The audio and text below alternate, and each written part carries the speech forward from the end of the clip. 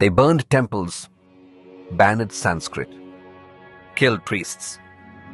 But Hinduism refused to die. For 5,000 years, it has faced conquerors, colonizers, and critics.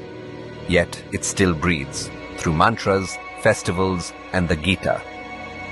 This is the story of how Hinduism survived 5 invasions and why it still thrives today. 6th century BCE, the Persian Achaemenids conquered the northwest of ancient India, now modern-day Pakistan. They brought new languages, customs, and governors. But the Vedic tradition didn't collapse. It absorbed and adapted. Yajnas continued. Sanskrit thrived. Dharma remained unshaken. This was the first test. Could Hinduism survive without borders? The answer, yes. Alexander the Great crossed the Indus. His armies met fierce resistance and deep thinkers. Greek philosophers were stunned by Indian sages, the gymnosophists. They didn't destroy temples, they debated ideas. And when the Greeks left, Indian thought influenced them more than they influenced India. The Upanishads outlasted Aristotle in this land. From the 8th to the 18th century, wave after wave of Islamic invaders entered India.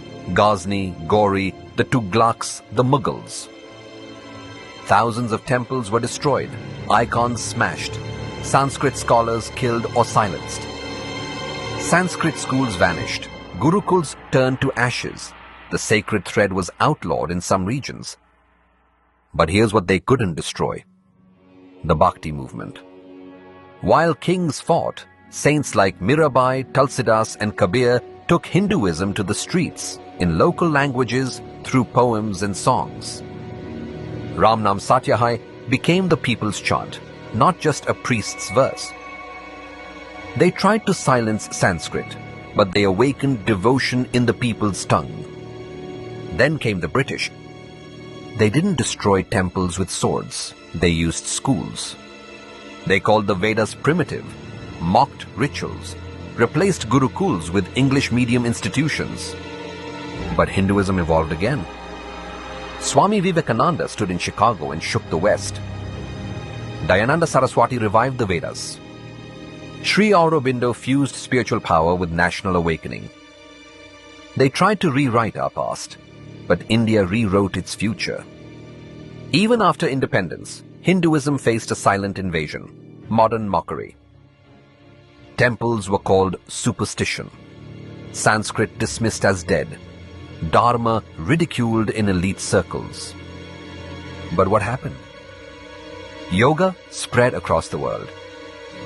The Gita became a leadership mantra. Diwali became a global festival. They tried to erase it through shame, but it rose through pride. So how did Hinduism survive 5 invasions across 5,000 years? Because it isn't just a religion. It's a living civilization. Like a banyan tree, cut its branches and it grows new roots. It bends but never breaks. Because it was never built by one prophet, one book or one ruler. It lives in billions, through prayer, through breath, through time. If this story moved you, don't let it fade.